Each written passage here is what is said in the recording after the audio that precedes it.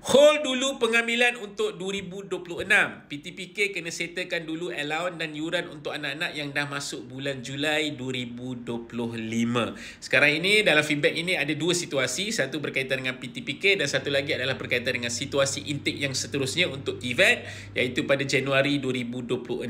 Di mana permohonan untuk anda mohon program-program TVET untuk intake Januari 2026 akan dibuka pada 13 Oktober 2025. Okey, berkaitan dengan intake Julai tempoh hari dan juga pelajar-pelajar yang lapor diri pada Julai dan ke atas. Sekarang ni situasi PTPK masih lagi belum ada jawapan yang konkret ataupun jawapan yang boleh katakan solution kepada pelajar-pelajar yang sekarang ini tengah lapor diri ataupun dalam tempoh pembelajaran.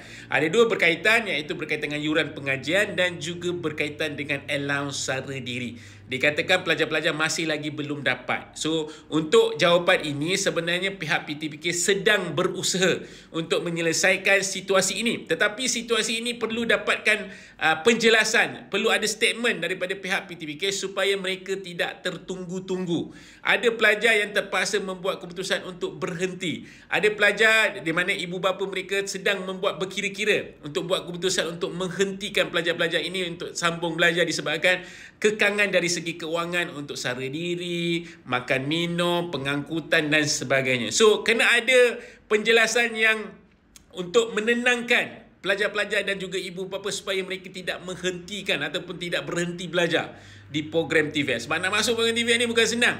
Tapi bila dah dapat ni pula ini jadinya, iaitu berkaitan dengan pinjaman ataupun pembiayaan kewangan.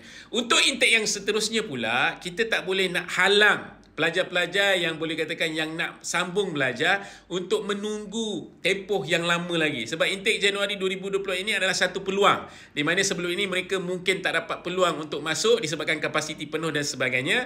So inilah peluang mereka. Dan seperti mana yang saya maklum ataupun saya sedia maklum, untuk intake Januari 2026 untuk bahagian PTPK ia adalah daripada bajet yang lain, iaitu bajet 2026. Sebab itu adalah kategori bajet 2026. Sebab itu bagi saya, pandangan saya, kita tunggu pada beberapa hari ini akan ada belanjawan akan dikemukakan ataupun akan dibentangkan dan bajet itu kita akan tahu untuk 2026. So saya rasa untuk pembiayaan pinjaman yuran pengajian dan juga allowance sara diri untuk intake Januari 2026 adalah daripada belanjawan 2026. So untuk makluman anda, mana yang berminat untuk nak sambung belajar untuk program-program TVET, saya galakkan untuk anda mohon dulu.